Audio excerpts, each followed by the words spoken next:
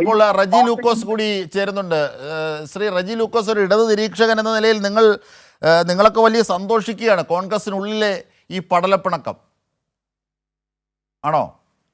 സന്തോഷിക്കേണ്ട യാതൊരു കാര്യമില്ല ജിംസാദെ. കാരണം കോൺഗ്രസ് എന്ന് പറഞ്ഞ രാഷ്ട്രീയ പ്രസ്ഥാനം ഒരു നേതാവിനെ പോലും കണ്ടെത്താൻ പറ്റാത്ത രീതിയിലുള്ള ഗതികേടിലാണ്. ഇപ്പൊ കേരളത്തിനെ സംബന്ധിച്ച് പറയുകയാണെന്നുണ്ടെങ്കിൽ കോൺഗ്രസിന്റെ അവസ്ഥ എത്ര പരമദയനീയമാണെന്ന് ആലോചിക്കുകയെ. ഇവരുടെ ഒരു നേതാവിനെ കണ്ടെത്താൻ പറ്റത്തില്ല.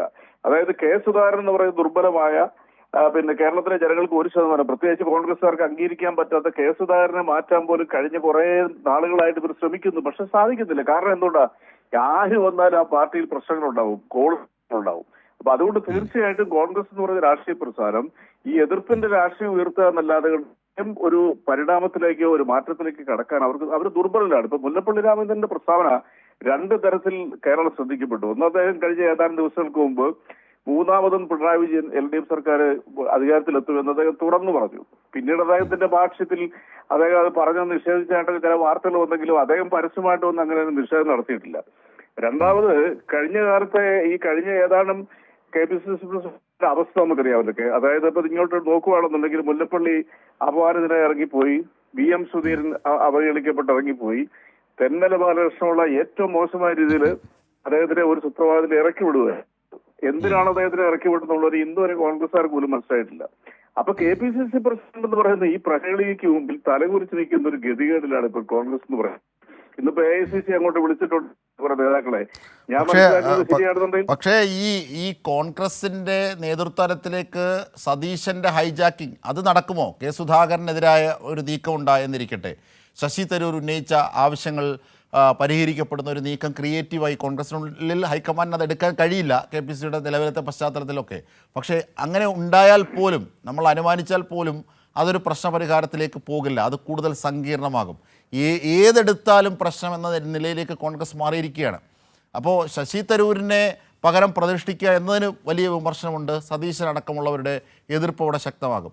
എന്നാൽ കെ സുധാകരനെ മാറ്റുന്നതുമായി ബന്ധപ്പെട്ട് ശക്തമായൊരു നിലപാടിലേക്ക് പോകാനാകില്ല. അവിടെ സതീശൻ്റെ ഹൈജാക്കിംഗ് സ്വഭാവത്തെ എതിർക്കുന്ന വലിയൊരു വിഭാഗം മറ്റൊരു വശത്തിലുണ്ട്. അതുകൊണ്ട് ഏത് കള്ളിയിലും ഒതുങ്ങാത്ത വിധമുള്ള ഒരു സങ്കീർണ പ്രശ്നമായി ഇത് നീങ്ങുകയല്ലേ ശ്രീ റജി ലൂക്കോസ്? 100%. ഇന്നത്തെ ഏറ്റവും വലിയ പ്രത്യേകത നമ്മൾ ശ്രദ്ധിക്കേണ്ടത് AICCയിൽ നമ്മൾ ഉദ്ദേശിക്കുന്നതിനേക്കാളും കൂടുതൽ വലിയ രീതിയിലുള്ള സ്വാധീനം രാഹുൽ ഗാന്ധിക്കൊപ്പം സ്വാധീനമുണ്ടെന്ന് വിശ്വസിക്കപ്പെടുന്ന KC വേണുഗോപാൽ ഇന്നത്തെ ഈ കൂടിക്കാഴ്ചയിൽ പങ്കെടുക്കുന്നില്ല. അതിന്റെ കാരണം KC വേണുഗോപാലിനെതിരെ പോലും കേരളത്തിലെ കോൺഗ്രസിന് വലിയൊരു പടയൊരുക്ക് നടക്കുന്നത് വളരെ വ്യക്തമാണ്. അതിലും നമുക്ക് വളരെ വ്യക്തമായിട്ടറിയാം. ശശിധരനെ കുറിച്ച് ഇപ്പോൾ റജി ലൂക്കോസ്, ഞാൻ തിരിച്ചെത്താം. ഇപ്പോൾ PJ കുര്യന്റെ വാക്കുകൾ കൂടി ഒന്ന് കേൾക്കാം. ഒന്നും ഒഴിവാക്കിയിട്ടില്ല. ഞാൻ പറയട്ടെ, PJ കുര്യനൊന്നും എന്നെ വേണ്ട, അപ്പൊ പിന്നെ ഒഴിവാക്കിയെന്ന് പറയുന്നത് കഴിഞ്ഞ അസംബ്ലി തെരഞ്ഞെടുപ്പിൽ എന്നോട് ചോദിച്ചതാ. ഞാൻ വേണ്ടാന്ന് പറഞ്ഞത് കൊണ്ടാ, അന്ന് എനിക്ക് വേണ്ടാന്ന് പറഞ്ഞുകൊണ്ടാ. അതുപോലെ ശശി തരൂരിനെ എവിടെ ഒഴിവാക്കിയെന്ന, ശശി തരൂരിനെ വന്നുടനെ പുള്ളി വിദേശത്തെ ജോലിയൊക്കെ ചെയ്ത് നല്ല ഇതാക്കി UN സെക്രട്ടറിഷിപ്പിന് മത്സരിച്ചു, പരാജയപ്പെട്ട് വന്ന ഉടൻ നമ്മളിവിടെ MP ആക്കി. നമുക്ക് ഭരണം കിട്ടിയപ്പോൾ ഉടനെ മന്ത്രിയാക്കി. അദ്ദേഹം രാജിവെച്ച് വീണ്ടും ഉടനെ മന്ത്രിയാക്കി. അതൊരു വലിയ ഫേവറാ. സാധാരണ MP മാർക്ക് കിട്ടുന്നതല്ല. രാജിവെച്ച് കഴിഞ്ഞാൽ പിന്നെ വീണ്ടും മന്ത്രിയാക്കി. അത് കഴിഞ്ഞ് വീണ്ടും സീറ്റ് കൊടുത്തു. ഇവിടെ വന്നപ്പോൾ ഏറ്റവും നല്ല പാർലമെന്ററി കമ്മിറ്റിയുടെ ചെയർമാനാക്കി. അല്ലാതെ പ്രതിപക്ഷത്തുള്ള ഒരു പാർട്ടി എന്താ ചെയ്യേണ്ടത്? അപ്പൊ ശശി തരൂരിന്റെ പരാതിക്ക് ഒരടിസ്ഥാനവുമില്ല. കേരളത്തിൽ പ്രവർത്തിക്കാനാണ് ശശി തരൂർ ആഗ്രഹിക്കുന്നത്. അദ്ദേഹം പ്രവർത്തിക്കട്ടെ, ആര് തടയുന്നു? ഞാൻ ചോദിക്കട്ടെ, എനിക്കൊരു സ്ഥാനവുമില്ല. ഞാനിപ്പോ രാഷ്ട്രീയ സമിതി അംഗമെന്നേ ഉള്ളൂ. ഞാൻ പൂർണ്ണമായി കേരളത്തിൽ പ്രവർത്തിച്ചുകൊണ്ടിരിക്കുക. കോൺഗ്രസ് പാർട്ടി പ്രവർത്തിക്കാൻ എന്താ തടസ്സം?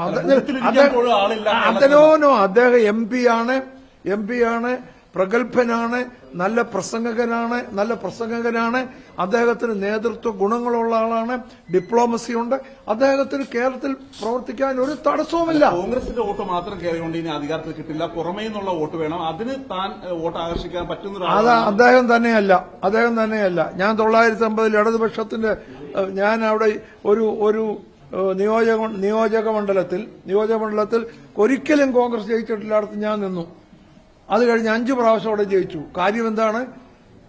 എല്ലാ സ്ഥാനാർത്ഥികൾക്കും പാർട്ടിയുടെ വോട്ടിന് കുറച്ച് എക്സ്ട്രാ വോട്ട് കാണും. ഏത് സ്ഥാനാർത്ഥിക്കും കാണും.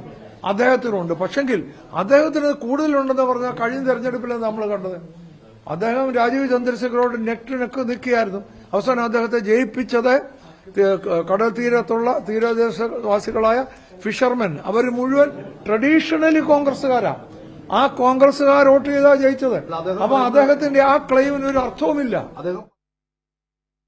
തീർച്ചയായും പി ജെ കുര്യൻ അടക്കം, അതായത് റജി ലൂക്കോസ്, ഇതിനകത്ത് മനസ്സിലാകുന്ന ഒരു കാര്യം, കൃത്യമായി ആ പഴയ കാലത്തുള്ളതുപോലെയല്ല, മറ്റൊരു അനാരോഗ്യമായ രീതിയിൽ ഗ്രൂപ്പ് പോരിലേക്ക് നേതാക്കന്മാരൊക്കെ, മുതിർന്നവരും ഇപ്പോൾ റോളിൽ ഇല്ലാത്തവരും ഉള്ളവരും ഒക്കെ തിരിഞ്ഞിരിക്കുന്നു എന്നുള്ളതാണ്. അത് രണ്ടല്ല, രണ്ടും മൂന്നും ഗ്രൂപ്പുകളായി തമ്മിലടിക്കുന്നു എന്നാണ് പി ജെ കുര്യൻ്റെ ഏറ്റവും ഒടുവിലത്തെ വാക്കുകളും സൂചിപ്പിക്കുന്നത്. അതൊക്കെ തന്നെയാണ് റജി ലൂക്കോസ്. അല്ല, തീർച്ചയായിട്ടും കുര്യൻ സാറിനെ പോലെ പരിണിതപ്രജ്ഞനായ പാരമ്പര്യമുള്ള കോൺഗ്രസ്സുകാരന്റെ നിരീക്ഷണം വളരെ വ്യക്തമാണ്. അദ്ദേഹം പറയാതെ പറഞ്ഞിരിക്കുന്നത് അത് തന്നെയാണ്. അദ്ദേഹത്തിന് വളരെ വ്യക്തമായിട്ട് ഇവിടുത്തെ രാഷ്ട്രീയം അറിയാൻ പറ്റും. ഞാനൊരു നിരീക്ഷണം നടത്തി ഏതാണ്ട് നിരീക്ഷണമായിട്ട് കേരളത്തിലെ ജനങ്ങൾക്ക് ബോധ്യപ്പെട്ടുകൊണ്ടിരിക്കുന്ന ഒരു കാര്യം പറയാം. ശശി തരൂരിനെ വെളിയിൽ കാണാനായിട്ട് കോൺഗ്രസ് സാധിക്കത്തില്ല. കാരണം ദേശീയ തലത്തിലും സംസ്ഥാന തലത്തിലും കേരളത്തിന്റെ ആണെങ്കിൽ പോലും ശശി തരൂരിന് അത്യാവശ്യം യുവജനങ്ങളുടെ ഇടയിൽ സ്വാധീനമുണ്ട്. ശശി തരൂരിനെ ഒഴിവാക്കിയ ഒരു മുന്നോട്ട് പോക്ക് AICCക്ക് അചിന്തനീയമാണ്. എന്നാൽ കേരളത്തിന്റെ അവസ്ഥ നോക്കൂ. കേരളത്തിൽ ഈ ശശി തരൂരിനെ ഉൾക്കൊള്ളുന്നതിൽ എതിർപ്പുമായി കേരളത്തിലെ മുതിർന്ന നേതാക്കന്മാരെല്ലാം രംഗത്ത് വരും. കാരണം അപ്രസക്തനായി പോവും അദ്ദേഹം കേരളത്തിന്റെ നേതൃത്വത്തിലേക്ക് വന്നു കഴിഞ്ഞാൽ. അതുകൊണ്ട് എനിക്ക് തോന്നുന്നത് ശശി തരൂരിന്റെ നേതൃത്വത്തിൽ കോൺഗ്രസിന് ഒരു പിളർപ്പ് അനിവാര്യമാണെന്നുള്ളതാണ്. ആ ഘട്ടത്തിലേക്കാണ് കാര്യങ്ങൾ നീങ്ങിക്കൊണ്ടിരിക്കുന്നത്. തീർച്ചയായും എന്തായിരുന്നാലും നമുക്ക് കാത്തിരുന്ന് കാണാം. ശ്രീ റജി ലൂക്കോസ്, കഴിച്ചിട്ട് ഒട്ട് ഇറക്കാനും ആകുന്നില്ല, മധുരിച്ചിട്ട് ഒട്ട് തുപ്പാനും ആകുന്നില്ല എന്നുള്ള സ്ഥിതിയിലേക്കാണ് കോൺഗ്രസ് പോകുന്നത്.